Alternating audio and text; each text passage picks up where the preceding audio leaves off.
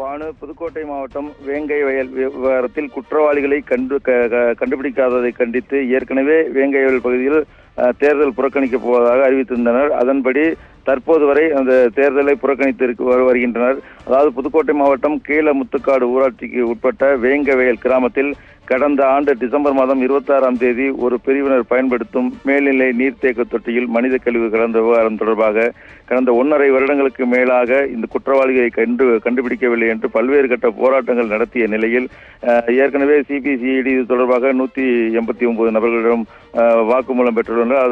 அதன் பிறகு 31 நபர்களிடம் டிஎன்ஏ ரத்த மாதிரி பரிசோதனை எல்லாம் எடுக்கப்பட்டது.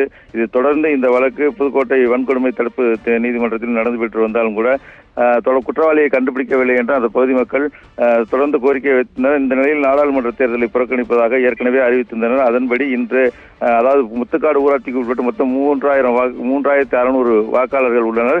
குறிப்பாக அந்த இறையூர் வேங்கையல் பகுதியில் 600 வாக்காளர்கள் இருக்கின்றனர். அந்த 600 வாக்காளர்கள் வாக்களிக்கக்கூடிய அந்த வாக்கு மையத்தில் காலை முதல் தற்போது வரை யாரும் வரவில்லை. காவல்துறையினர், வருவாய்த்துறையினர், தேர்தல் பணியாளர்கள் மட்டுமே அங்கு உள்ளனர்.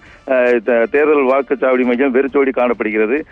நாங்கள் அதாவது நீர்த்தேக்க தொட்டியில் மலம் கலந்த நபர்கள் குற்றவாளியை கண்டுபிடித்தால்தான் எங்களுடைய கிராமத்தில் அடுத்த கட்ட நடவடிக்கைக்கு நாங்கள் செல்வோம் என்ற கோரிக்கையை வலியுறுத்தி இந்த போராட்டம் நடைபெற்று வருகிறது. தற்போது வரை அந்த வாக்கு மையத்துக்கு யாரும் வரவில்லை. பானு, காமராஜ், அங்க இருக்கக்கூடிய அதிகாரிகள் தரப்பில் பொதுமக்களை வாக்களிக்க வலியுறுத்தி ஏதேனும் பேச்சுவார்த்தை அதிகாரிகள் தரப்பில் முன்னெடுக்கப்பட்டிருக்கிறதா?